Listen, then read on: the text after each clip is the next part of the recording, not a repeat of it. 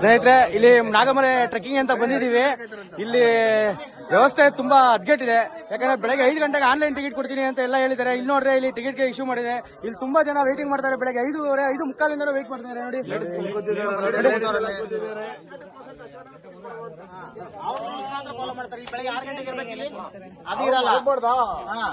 ನೋಡಿ ಲೇಡೀಸ್ ವ್ಯವಸ್ಥೆಗಳೆಲ್ಲ ಹೀಗೆ ಇರುತ್ತೆ. 5 ಗಂಟೆ ಬಂದೆಲ್ಲ ಕಾಯ್ತಾ ಇದ್ದಾರೆ.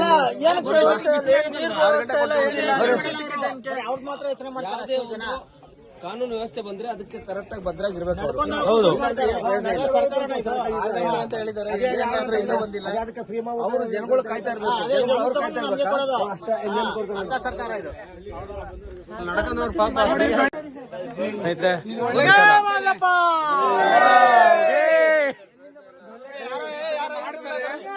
ಏನಾಯ್ತು?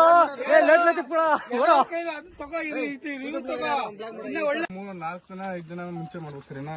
ಜನ ಕರಡು ಇರುತ್ತಲ್ಲ ಸರೋರಲ್ಲ ಸರಿನಾ? ಒಂದ್ 5-6 ಜನ ಮುಂಚೆ ಈಗ ನಾವೇನ್ ಮಾಡ್ಬೇಕು? ಯಾರು ಹೊರಗೆ ಬಂದು ಕಾಯ್ತಾ ಇದೀವಿ. 50 ಜನ 20 ಜನ 30 ಜನ ಆಗುತ್ತೆ ಸರ್. ಫಸ್ಟ್ 50 ಜನ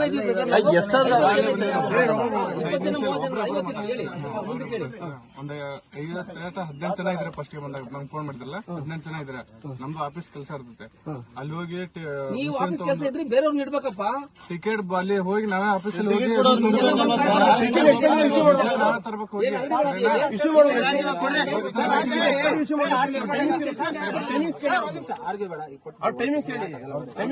ಇದು ನಮ್ದು ಈಗ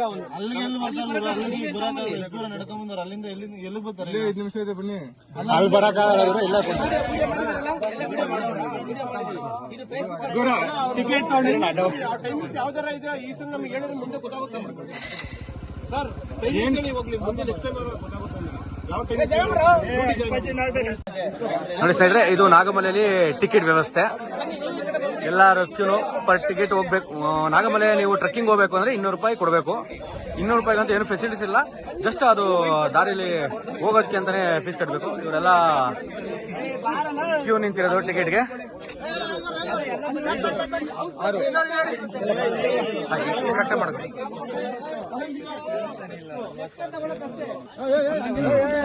ಇದು ಟಿಕೆಟ್ಗೆ ಜನ ನಿಂತಿರೋದು.